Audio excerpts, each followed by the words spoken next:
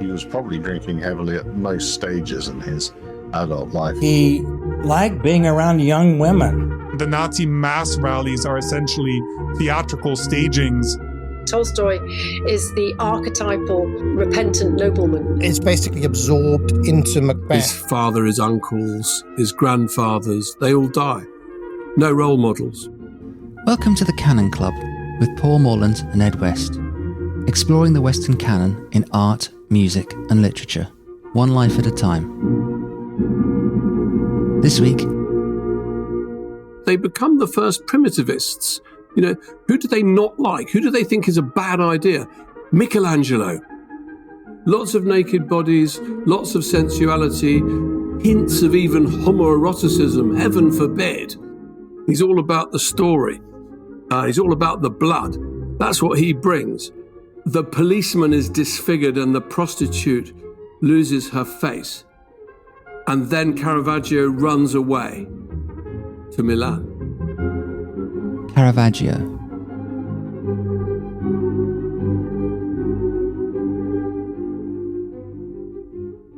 Born outside Milan in 1571, Michaelangelo Merisi da Caravaggio trained in a local workshop and then launched himself as an artist in Rome in his early 20s. His striking and highly individual style won him wide acclaim and patronage from high levels in the church and the aristocracy. But his quarrelsome personality and violence meant he was in and out of jail, and culminated in his committing a murder and fleeing to Naples, Malta, and Sicily, and dying short of 40. Andrew Graham Dixon, one of the UK's leading art historians, has called Caravaggio the most wildly popular of all the old masters.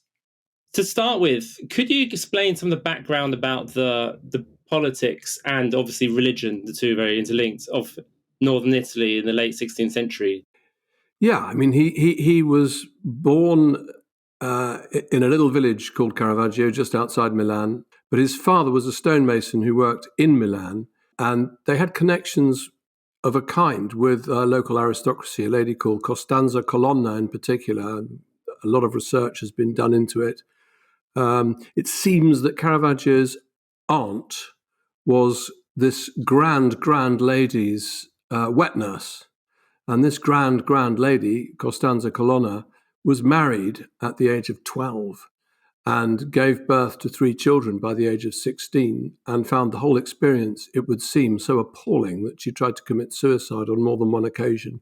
And my interpretation is that, you know, we know from following the trail of Caravaggio's life, a bit like a detective, that the Costanza Colonna connection was hugely important, and it's always been very mysterious as to why. You know, she's one of the people who's plugged into the politics of the time, one of the most powerful families of the time, and she always supports him. With having no interest in acquiring his paintings, most of the other people who support Caravaggio, they've got an agenda. They want a picture of him, but she doesn't. And you know, and I'm answering your question in a slightly roundabout way because that connects him to the powers that be, the powers that really matter in Italy. And obviously, you know, that's part of his, as it were, life seen through the filter of Italian politics. Power politics in particular. But on the other hand, you know, he grows up as a poor boy, son of a stonemason, in Milan. Milan is ruled by a fist of iron. Cardinal Borromeo, who's this firebrand counter-Reformation archbishop, who invents the confessional. You know, he invents that big box of wood that you go to when you need to confess. And he even criticizes the carpenter for making the space between the confessing woman and the priest's ear too small. So you know, this can lead to evil thoughts. He divides every church in half, men on one side, women on the other side, because first glances in church, that's where adultery starts.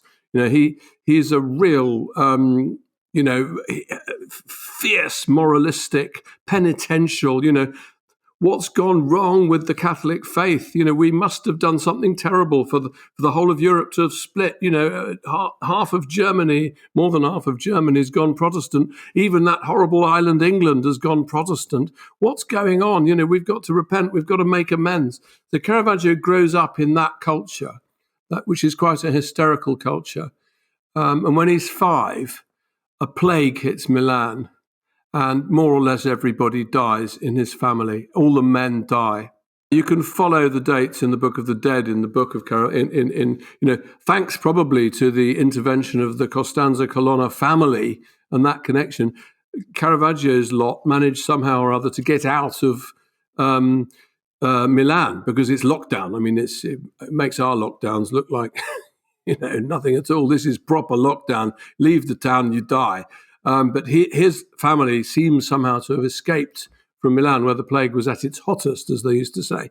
And he ended up in the village of Caravaggio, but unfortunately they brought the plague, and unfortunately for everyone else there, they brought the plague with them. And if you look at the Book of the Dead there, you'll see, one name after another, after another, after another. And in particular, Caravaggio at that point just becomes a boy, with a sister. He's got one brother, but all the men, his father, his uncles, his grandfathers, they all die. No role models. Can you tell us something about the state of art at that time, and also the patterns of patronage, which I suppose link the state of art to the state of history? What the church, the aristocracy, the Spanish and French invaders. Where was art, and how was it being financed at that point? Well, it's not very easy to give a short answer to that question. We'll give a medium length one then. Well, art was in a state of ferment. Counter-Reformation culture was at a crossroads at this point in history. If we take, say, the 30 years from when Caravaggio is born until about 1601, in the immediate circle of Cardinal Borromeo, there is another archbishop called Gabriele Paliotti, who's very interested in images and imagery, and he feels that imagery needs to be purged of impurity, and it needs to be purged of sophistication. It needs to be purged of too much beauty, too much incident, anything that makes art too interesting, too sexy. We don't want that. And Borromeo takes this very, very seriously. And in a sense, they become the first primitivists. Who do they not like? Who do they think is a bad idea? Michelangelo. Really bad idea. No. Lots of naked bodies, lots of sensuality, hints of even homoeroticism, heaven forbid. All of that, plus the sophistication, plus it's quite difficult to understand. The iconography is sophisticated. We don't want any of that. We want to go back to the art that, if you like, they want to go back to the art of the Middle Ages. They want to go back to sculptures that bleed, that you can see Christ's suffering etched into the faces of these things. And very interestingly, Cardinal Borromeo's ideal art is actually the primitive art of the Sacro Monte, the sacred mountain where poor pilgrims would go. And these people in this country, Britain, don't generally know about these sacred mountains, but the best of all is just outside Milan still. And what it is, it's a mountain, and as you go up, you progress from one chapel to another, and each chapel has within it a scene from the story of Jesus Christ, so the most grisly being the massacre of the innocents. And these scenes are rendered, still you see them today, you can go today, they're rendered like kind of Madame Tussauds, all done with figures stuffed with hay, but there's a soldier, instead of it being Madame Tussauds, there's President Nixon or whatever, it's, there's a baby being stabbed with a sword and the baby's bleeding. It's that kind of massively visceral, three-dimensional realism. And there's a strong tradition of that anyway in northern Italy, polychrome sculpture, i.e. these sort of very vividly painted polychrome sculptures where they're associated in many people's minds with Spanish art, but the Italians did them too. And I think that's where, people talk a lot about Caravaggio and photography, which I think, frankly, is poppycock. Caravaggio always thinks of a sculpture. All of his paintings are sculptures. If you look at them, you could imagine he maybe didn't even do a sketch. He may even just have organized some figures on a table or, under some light. because his paintings look like very dramatically lit versions of folk art sculpture. But when you ask me about the context, when Caravaggio, when he's 18, when he's 19, when he goes to Rome, he is bringing that with him, I think, that aesthetic, simplicity, immediacy, directness. He's reviving Donatello, he's reviving Giotto, he's reviving the great artists of the early Renaissance. He's against sophistication. He's all about the story. He's all about the blood. That's what he brings. And there's sort of two schools of thought about it. I mean, basically, it's like if you look at the Vatican today, the Vatican is still arguing one pope to the next pope. Am I going to be a Franciscan, or am I going to be more? Am I going to be more on the side of the rich and the elite? Am I going to be a pope for the poor, or am I going to be a pope for the well-off and maybe for the power structures of the church? That division was really writ large in Caravaggio's time, and Caravaggio was profoundly associated with, if you like, the extreme left wing of the church, of which Borromeo would be a classic example. I mean, he grew up in poverty, and then his mother died, and his apprenticeship starts, and that's how a Renaissance artist, or a 16th century artist, gets into. Could you tell us about his early years as an artist? So he starts in Milan and then goes to Rome. He didn't have an apprenticeship, in my opinion. I mean, we've got very little. There's a biography written by a Sienese physician called Giulio Mancini, who knew Caravaggio in the house of his first cardinal. He got to meet Caravaggio when Caravaggio got a bit of proper patronage from a cardinal and was living in that house, and Mancini was there, and Mancini wrote a biography, and he writes, it was like we're talking 3 pages, and in part of this biography, you have to go to Venice. There's a handwritten manuscript of it, and in a kind of mangled marginal note, which is very, very difficult to read, you can make out that Mancini says, then he finishes with his life, it seems. The policeman is disfigured and the prostitute loses her face. And then Caravaggio runs away to Milan. And that's all then scribbled out and replaced by something a little bit more respectable. But I suspect that something of this nature, some kind of flare-up involving a policeman and possibly a prostitute, may have involved. Caravaggio, it's probably something in which Caravaggio wasn't necessarily that, but he maybe wasn't. My opinion is that he didn't actually very often behave badly. He did things that seem extreme to us, but he was normally correct in doing them. He's like Clint Eastwood in one of those movies. If you know the full story. I think in your book you say there were 3 early biographies of him, or mini biographies, and one of them was written by someone he had tried to kill, or he tried to stab in a fight. He seems to write quite a fairish biography of him, despite everything, considering. Yes, no, it's a very interesting case. Yeah, Giovanni Baglioni, who he has a huge argument with, and he writes one of the funniest but totally unrepeatable poems in the history of Italian literature. Caravaggio writes this fantastic poem about Giovanni Baglioni's wife, a very, very well-endowed donkey, and what should happen appropriately to all of Giovanni Baglioni's drawings after an encounter involving the said animal and Giovanni Baglioni's wife. So Baglioni then has him thrown. I hope we have no listeners under the age of 18. No, as long as they don't use their imagination, they'll be fine. Just stick to the actual list of animals and people involved, and you'll be fine.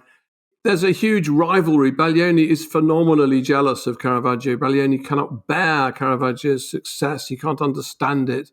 Baglioni is practicing the fashionable, etiolated late mannerism, the sort of, it's just awful. It's like watching amateur theatricals compared to Caravaggio's blood, meat, and action.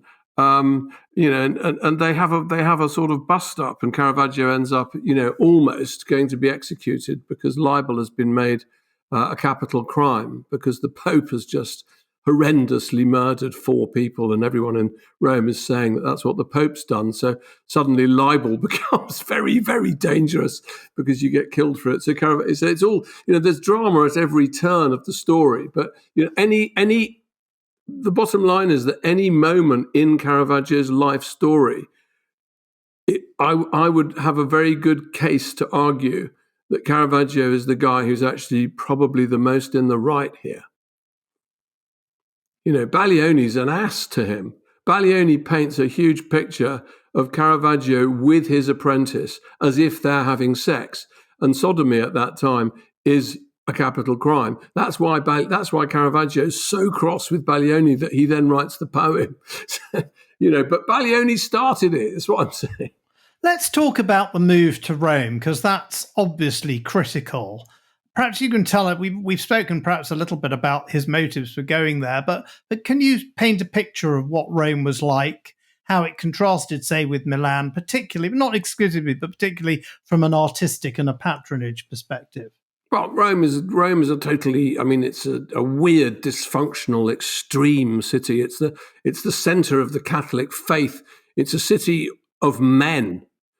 Just men. It's this testosterone-fueled place. Nobody goes to Rome who's married. Nobody goes there with a wife. It's just men in search of patronage, in search of employment. It's full of soldiers, gamblers, street hawkers, peddlers. The only women there are this sort of sad, tragic army of prostitutes who are confined to a part of the town called basically the reverse Eden is how you'd translate it. The anti-Eden is where these women live. They're the only women. Everyone else, and the artists are flocking there. They are flocking there. Rome is Rome is Hollywood, but there's only one studio in town, and that's the church. So everybody is trying to get work, trying to get up that ladder, to get the commissions to paint, because there's this fantastic counter-Reformation drive, which has taken over from Borromeo's penitential approach. We need to be penitential. We need to say sorry to God. No, they're not saying sorry anymore at this point. They're saying, no, we are back. We are here. We are the Catholic faith. We are the only ones. Follow us. We are going to show everybody. So we're not going to be embarrassed about art. We're going to do art. We're going to do architecture. We're going to make this town, the beacon, the example. So there's huge amounts of money being spent on art and architecture, but only in this place. Go elsewhere, and it's not like that at all. There are towns, where rich mercenary soldiers, for example, are building up art collections, but they're always trying to get, there's Isabella d'Este trying to get Caravaggio to paint for her. And not Isabella d'Este, I can't remember her name, the lady from the d'Este family. They're desperate to get these Roman artists, the ones who make it big. But Rome is where it's at. Those of us who kind of gaze at the painting will know, but what makes his style distinctive? What it is his paint, what makes it, what caused him to develop this very, very distinct style that even non-art experts can kind of recognize? Well, I think he understands what he's got to do. He understands what's wanted, and he really sees how to do it. And he's a genius, and he just cuts through everything, and he just sees an image. When he's asked to paint a subject, he sees the image, and he makes it up to date. He makes it now. There's a long section in my book. The artists, it's always the artists who've understood what Caravaggio did. And it's the artists, Pasolini in the 20th century, half of his movies are based on Caravaggio.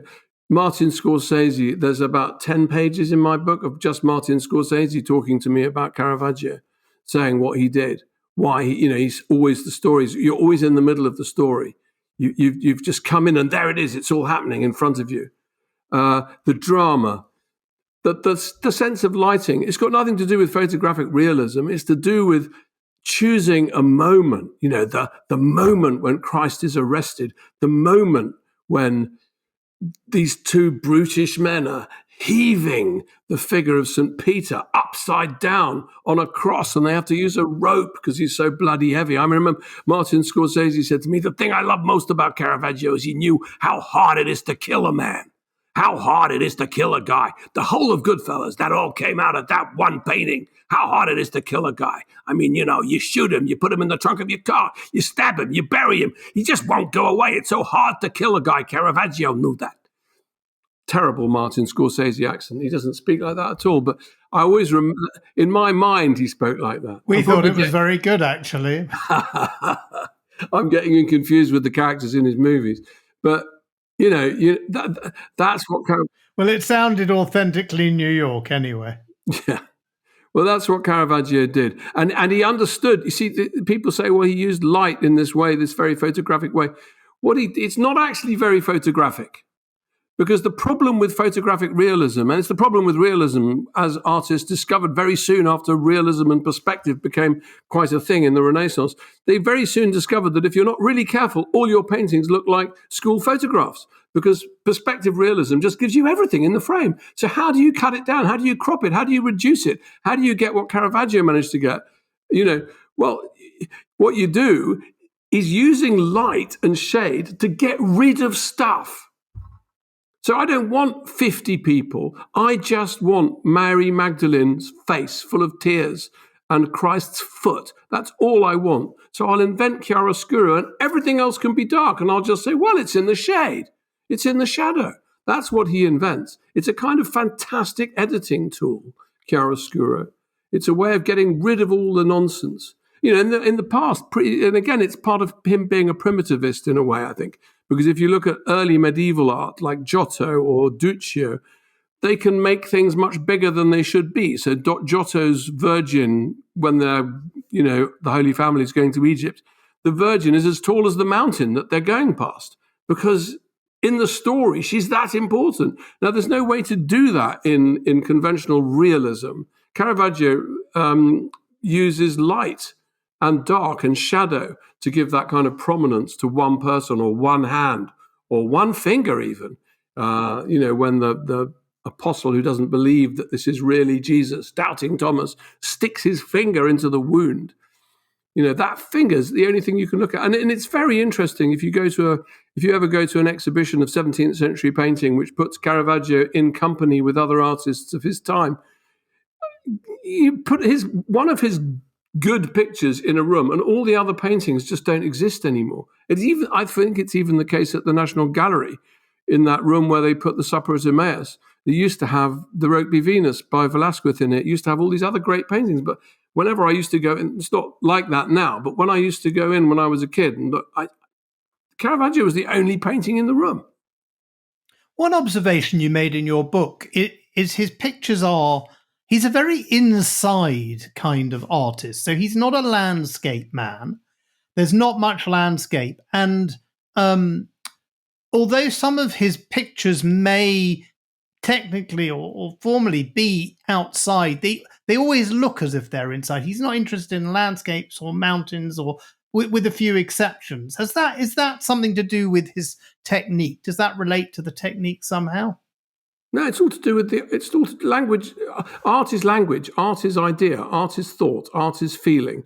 And this is what he wants to express. This is how he feels. So there's that great, great painting, which is, in theory, outside. Maybe his greatest painting. The Conversion, it was Picasso's favorite painting, and it was Salvador Dali's favorite painting by Caravaggio. The Conversion of St. Paul, Saul. What is the painting? The painting is a man with a wrinkled face holding the halter of a horse that's just stopped there. Picasso said, if only I could paint a horse like that. Caravaggio's horse smells, that? It actually smells. If only I could paint. So that's all it is. It's that, and then it's a horse, and then it's a man on his back with his arms outstretched, and there's a beam of light, and that's it. And that's outside, in theory. And it's a painting of the 3 days and 3 nights after God had struck Paul off his horse as he's off to do bad things. He's suddenly converted and experiences in his body the entire life history of Jesus Christ from birth to death. And Caravaggio does all this just with 3 figures. And it's a work of genius. He's got him lying on the ground, and his arms are outstretched and his eyes are shut. And because there's this animal And because there's this sense of an enclosure, you feel as though this must be a nativity painting. And the pilgrims who used to come from northern Italy, and this was the first church on the northern edge of Rome, so the northern pilgrims would come. Caravaggio knew those people. And a lot of those people used to live in their houses with their livestock on the ground floor, and they'd live above the livestock. The livestock would be the central heating. And so they'd come in and they'd think, those people would immediately think, oh, I'm in my house. There's the animal. Oh, and there's a man that's fallen down. What's going on? Blah, blah, blah. But they'd also think this is like a nativity.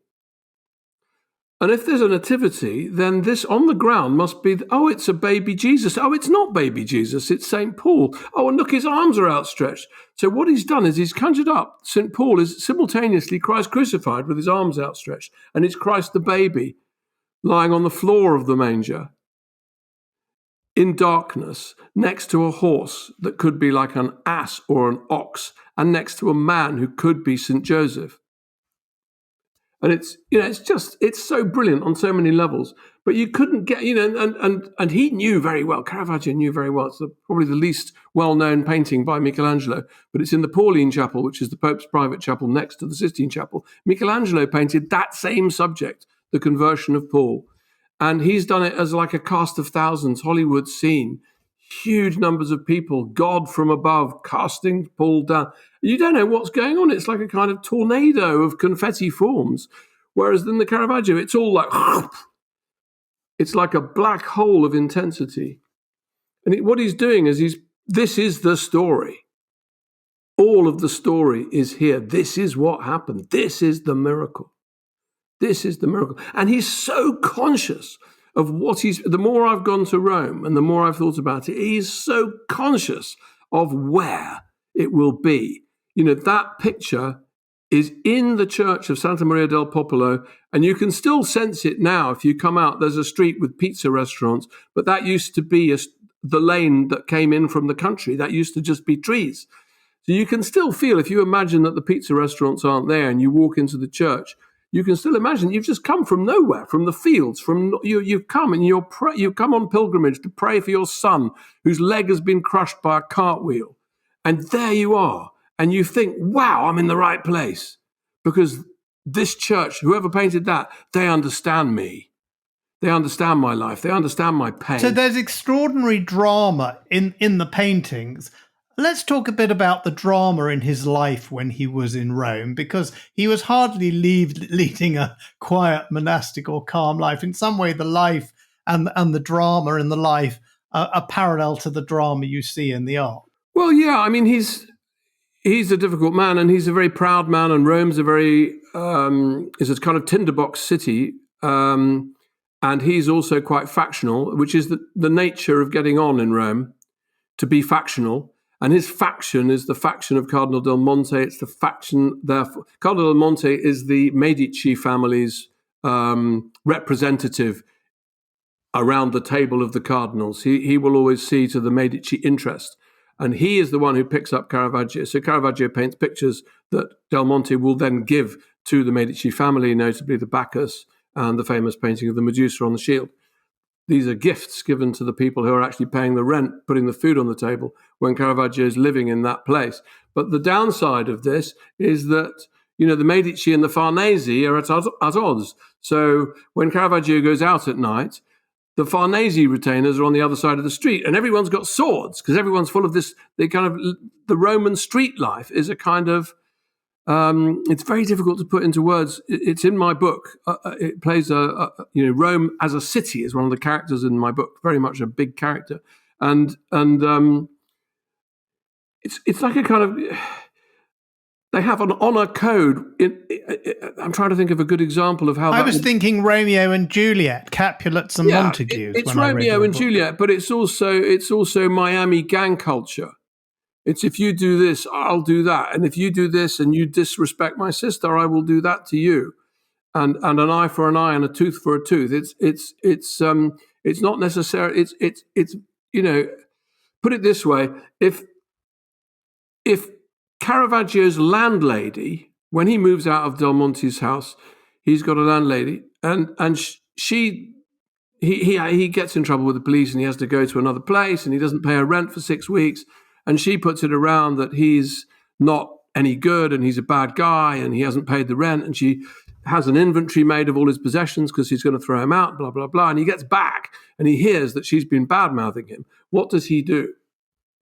He goes round to her house and he scrapes all the excrement he can find from in the gutter of the streets, and he covers her house with excrement, particularly focusing on the windows and the door. And this is actually, when you think, wow, what a mad man he is. No, this is completely what you do. There is actually a fine specifically enshrined in the legal code in Rome at that time for doing something called deturpatio, which means putting excrement on another person's house.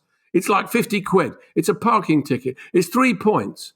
It sounds crazy, but what it is the house is the face, and the face is honor. And so if somebody dishonors Caravaggio, he will dishonor them back. In the street language, this is street language. It's very, very visual. So if somebody talks behind Caravaggio's back, he will go up, he'll wait, and the next day he'll go up behind this other person at night and he'll knock him out with a blow from his sword, hitting him on the back of the head, because he's not worthy to challenge to a fight. If somebody sleeps with somebody that Caravaggio doesn't approve of that, then it could get really nasty and he might have a fight with that person, during which, again, he won't try to kill the guy. He'll try to extract an honor code token that is appropriate to the crime. So he might try to cut part of his genitalia off because it's a sexual crime.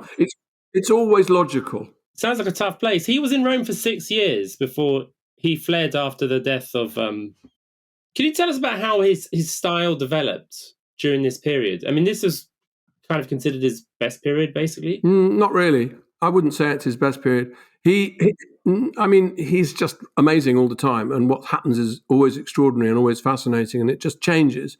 You can't say that, for example, the Roman paintings are better than the 7 Acts of Mercy in Naples. I mean, man, what a painting that is. Or indeed the very late pictures that he does when he's in Sicily. I mean, they're incredible, those paintings. They're just incredible in a different way. But what I think, it's not that his art doesn't, you can't say it develops. I mean, it's like a kind of, because he's not doing art. That's not what he's doing. He's not doing art and developing. He's making feeling. He's making stuff for people who need to get to God. And he's helping them to get to God as quickly and directly as possible. And he thinks of himself as a terrible sinner. But when he's making art, I mean, who was it who wrote Waterloo Sunset? I mean, somebody said to that guy, that famous singer, Ray Davies. Exactly. Somebody said to him, your life isn't exactly pretty, is it? I mean, you haven't behaved that well. And he just said, well, yeah, but I wrote Waterloo Sunset, and no one can take that away. And I think Caravaggio is a bit like that. All the gifts to God are in the painting. And the problem that comes for him is that increasingly as he's there, the Roman hierarchy of the church becomes increasingly worried about poor people. There are too many poor people. They are a threat. They're troubling. They might, 200,000 people might come to pilgrimage on a Jubilee year, and no one's got any money, and crime levels are high.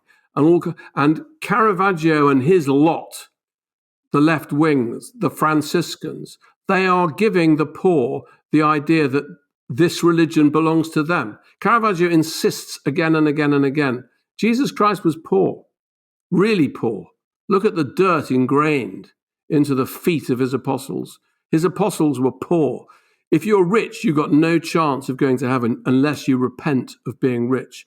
This is a religion for you. This is why when a new painting by Caravaggio is unveiled, 20,000 people go to see it. And there's a lot of crying. And other people write about this as if this is dangerous. Baglioni says, they're buzzing like hornets. The poor people who go to see Caravaggio's paintings, they're buzzing like hornets. And this is perceived increasingly as being dangerous.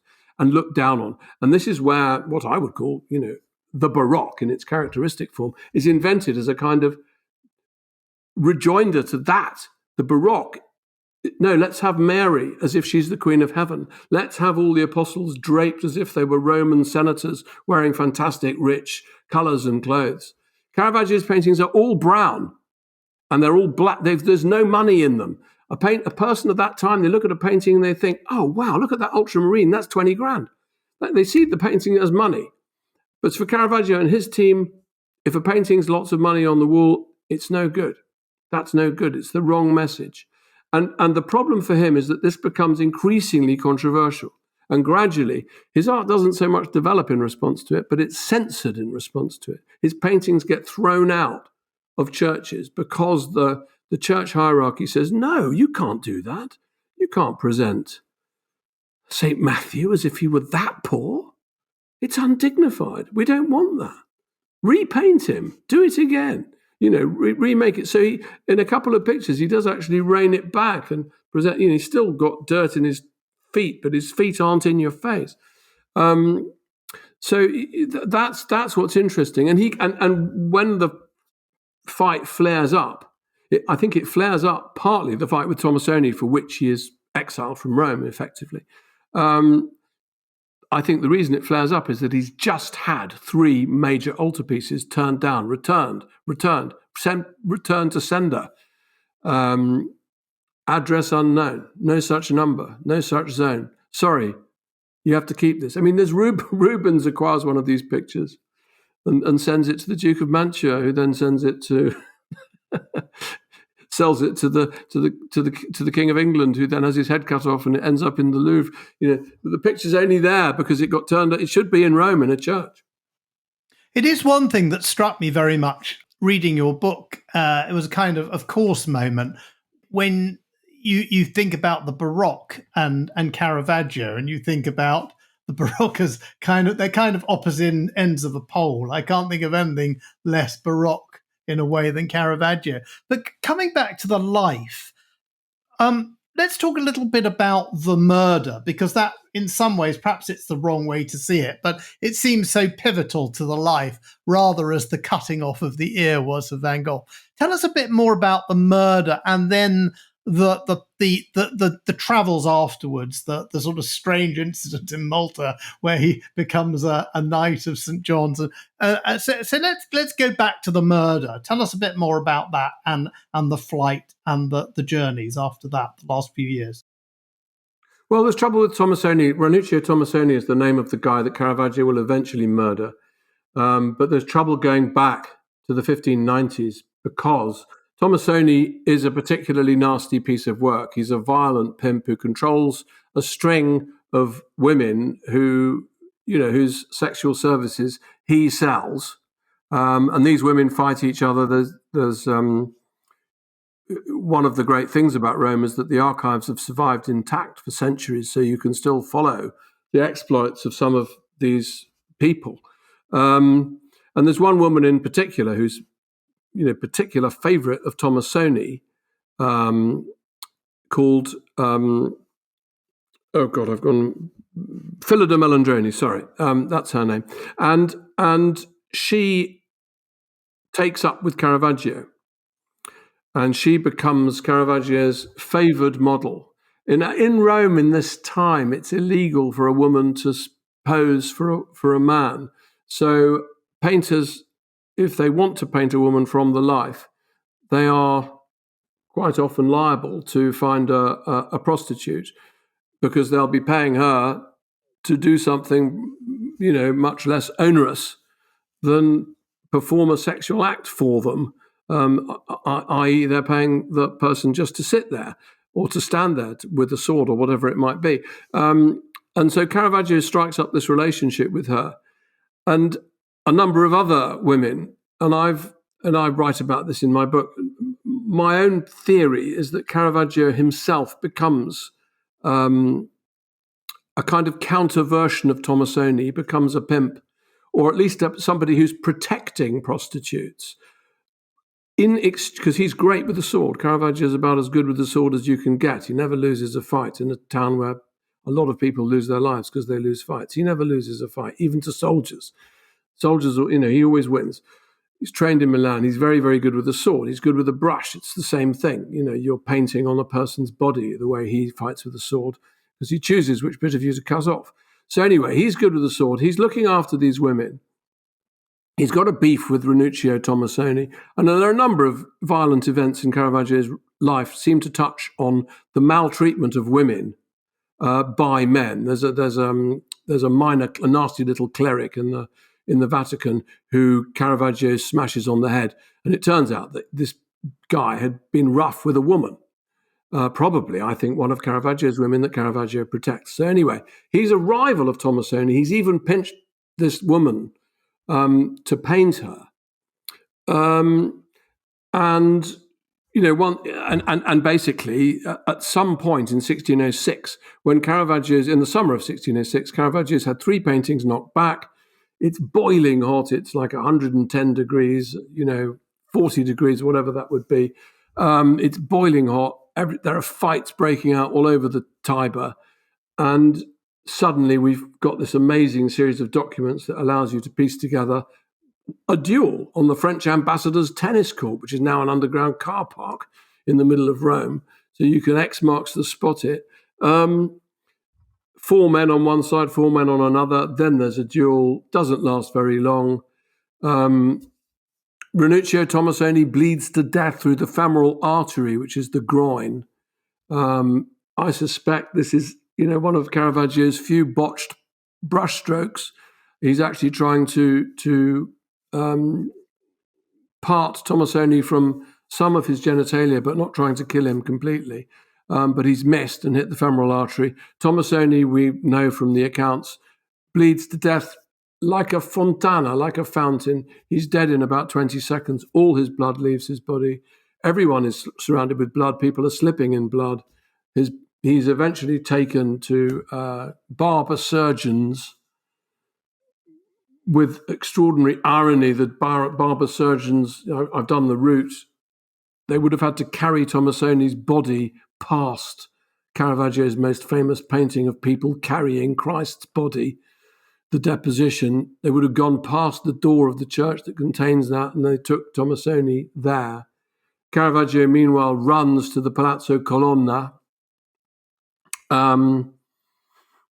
There will be no pity or pardon for him, even though Scipione Borghese, who's the head of the papal justice system, is a mad fan of Caravaggio's painting and collects Caravaggio's painting. He won't pardon him, which Caravaggio is offering him, like, will you pardon me? Because Tomasoni was, in Scorsese film parlance, a made man. So, you can't, he's untouchable. He gets buried in the Pantheon. So a price is put on Caravaggio's head. Bring me the head of Caravaggio. It's called a banda capitale. Bring me Caravaggio's dead body, and if you can't carry the body, just bring me the head. Capitale, caput, head. And he goes on the run. And he's on the run. I suspect that Tomasoni had it coming. So he goes to Naples and then to Malta. I've seen the beheading of St. John the Baptist in Valletta. It's a beautiful cathedral, and it's a beautiful work. Could you? We're sort of running out of time, but could you tell us a bit about his later works here in? Because he's in Malta and then Sicily. He's always about the place. And again, if you don't know what that building was for, maybe you do, maybe you don't. When you go to Valletta and you see that picture, you have to imagine that you're a member of this kind of Christian, weird, violent Christian guerrilla warfare terrorist organization that goes out wreaking havoc across the Muslim world. That's what your job is to do terrible things to people. And you may get caught and they may kill you. And there's this picture in front of you. This is the place, the cathedral where you saw that picture. Not actually a cathedral, it's an oratory, and it's basically a lecture theatre. It's where they tell you the rules. So you arrive as a 19-year-old flower of the European aristocracy, and you want to be a Knight of Malta. And they say, well, listen, okay, you want to be a Knight of Malta, but let me just tell you this. You may have to have your head cut off if you're a Knight of Malta. And these are the rules. If you betray any of your colleagues when you're on a raid mission. If you've gone, say, off to Algiers and you're going to kill a whole load of innocent women, and you actually get caught because the guys come back, you noble Christian terrorists, they may cut your head off. And if you run away at that point, when you get back here, we'll do far worse than cut your head off. So you can't run away. And basically, that picture it's pretending to be a picture of the beheading of St. John the Baptist. It's actually what will happen to you, quite possibly. And there's a big flashing, you have to imagine big flashing exit signs on either side of the painting. And somebody saying, right, if you're not happy, because the paintings, the guy's had his head cut off with a sword and it hasn't worked and he's still gurgling his death blood. And now the executioner's got out a really sharp fish knife and he's strand by strand cutting the guy's head off while he's still alive. I mean, it's worse than the worst scene in any Scorsese film. And basically, there are the flashing exit signs at the back saying, unless you're prepared for this to happen to you, do not join this club. Do not become part of this particular terrorist cell. And they couldn't get a painter. Nobody wanted to go. And the reason Caravaggio goes there is because his great protector, Costanza Colonna, she's got a son the same age as him, and he's a pain in the arse too. And he's done something so terrible that the only remedy for it, the Pope's either going to execute him or he has to go to Malta. He goes to Malta, becomes Admiral of the Fleet. It all works out. And he is the guy, we know this from a document, amazingly, he is the guy who actually takes Caravaggio on his ship. Costanza Colonna's son takes Caravaggio to Malta.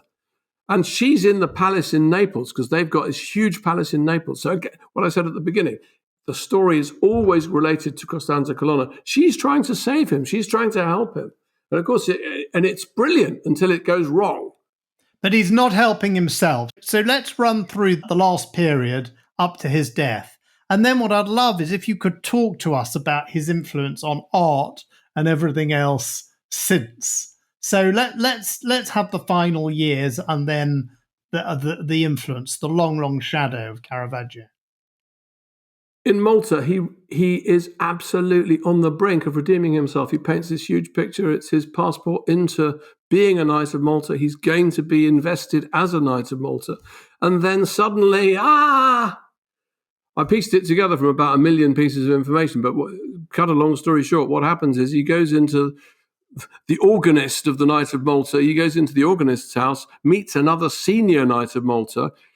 Reading between the lines, the senior Knight of Malta says, but you're not going to be a real knight because you're just a painter who's been made a knight because the Grand Master likes you. It's not a real, to be a real Knight of Malta, you've got to be noble lineage for 1,000 years, and you're not that, are you, you stonemason's son? So Caravaggio gets a gun out and shoots the guy in the balls. And then the guy survives it, but Caravaggio gets thrown into a rock-cut cell at the top of Malta. Then he's the only person ever to escape from that rock-cut cell in Malta. I've been in that rock-cut cell. I don't know how he did escape. Somebody threw him a rope. I mean, and he escapes and he climbs down a 300-foot precipice, gets in a boat, goes to Sicily. The Maltese guys are going crazy. In my opinion, what happens is the guy who's shot in the organist's house mends up and goes off on a vendetta and he's shot in the organs. He catches Caravaggio up. And we know that in 1610, Caravaggio has his face cut off by 4 men outside a pub in Naples. One bloke cuts his face off and the other 3 hold him down. And it's then completely the first time and the only time in Caravaggio's long adult life the record goes completely silent for 8 months. And then he embarks on his last journey, which is too long and complicated for me to say now, but it's I've pieced it all together again with a little eureka moment to do with the dates and the times, but my book does tell you exactly what happened to him. And it's a very, very poignant story, actually. And he's trying to get back to Rome. He's obviously been given his pardon, but he doesn't make it because he gets arrested for once by mistake. They arrest him by mistake. And in trying to get back to the boat that's got his paintings, he's riding post horses across hostile countryside. I think heat stroke and, the effects of not having much of a face left does for him. and that's the end of Caravaggio. This kind of it's by far the most extraordinary life of any artist. Far more extraordinary than the life of Van Gogh. But of course, it's not the end of Caravaggio, and that's what we'll wrap up with, how it's not the end of him and how he has been present in art and film and goodness knows what else ever since. Yeah, I know, he doesn't go away. I mean, Caravaggio never goes away. It's interesting that, his art after Caravaggio takes this turn towards the Baroque and towards everything that he isn't. So that kind of frankness and drama and immediacy and storytelling and that disdain for sophistication, that all becomes anathema to the academic art writers of the 17th century. So someone like Poussin, the great French classicizing painter, he says Caravaggio was sent into the world to destroy painting. And all of these art theorists who are, writing in favor of the kind of styles that will support the power structures of Baroque monarchs, like Louis XIV, they are all writing Caravaggio desperately hard out of history. But the trouble is, for them, that Caravaggio's center was in Rome.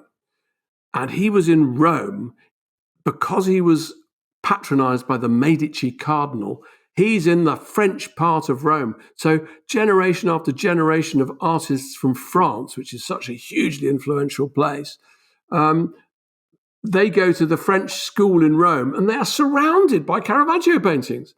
So if you think of Jacques-Louis David, or Géricault, the Raft of the Medusa, the greatest, Jacques-Georges Latour, all of the great French artists are completely, massively influenced by Caravaggio because of that accident. And then you think of the fact that he was driven south to Naples and then to Sicily by, the forces of history and the forces of those who wanted to get rid of him. And of course, when he went to Naples, he's gone to the absolute center of where Italian art meets Spanish art.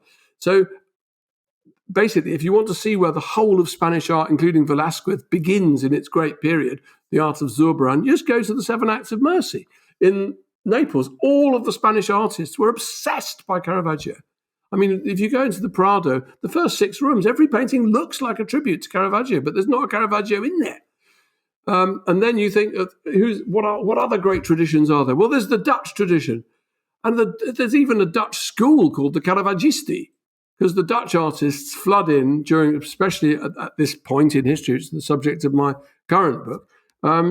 The Dutch artists are flooding in due to the displacement of people there and all of the wars that are going on in Holland. There's these Dutch people arriving in Rome, and 1610, that's when they're arriving. And they think, Caravaggio is just dead, he's the talk of the town. They're going to look at all his stuff. So Gerard de Borch, Rembrandt, all the Utrecht painters, he becomes so at every stage, but it's only through painting. Someone like Michelangelo is sustained and supported by all the pupils that he nurtured. They all carry his name forward into history. They keep his drawings. Caravaggio has no drawings. Caravaggio has nothing. He's like, the poor apostles that he painted. He's got a message, but he's got no possessions. He's got no students. He's got no pupils. Nobody's keeping his flame alive. He's got no academics on his side. And yet, all the way through history, artists just see his work going all the way. I mean, it used to be said that he wasn't very popular in the post-academic period of, say, 1860 to 1920, when modernism was at its height. But on closer inspection, that turns out not to be true. Dali loved his work. Picasso loved his work. And you can see why Picasso would love his work, because he's all about physical immediacy. And then you enter the age of photography and the age of cinema. And again, I would argue that many of the very greatest filmmakers have understood Caravaggio's influence, his storytelling ability, his characterization, his use of emotion, silent movies and sound movies. Andrew Graham Dixon, that's been fantastic. Thank you very much for your time.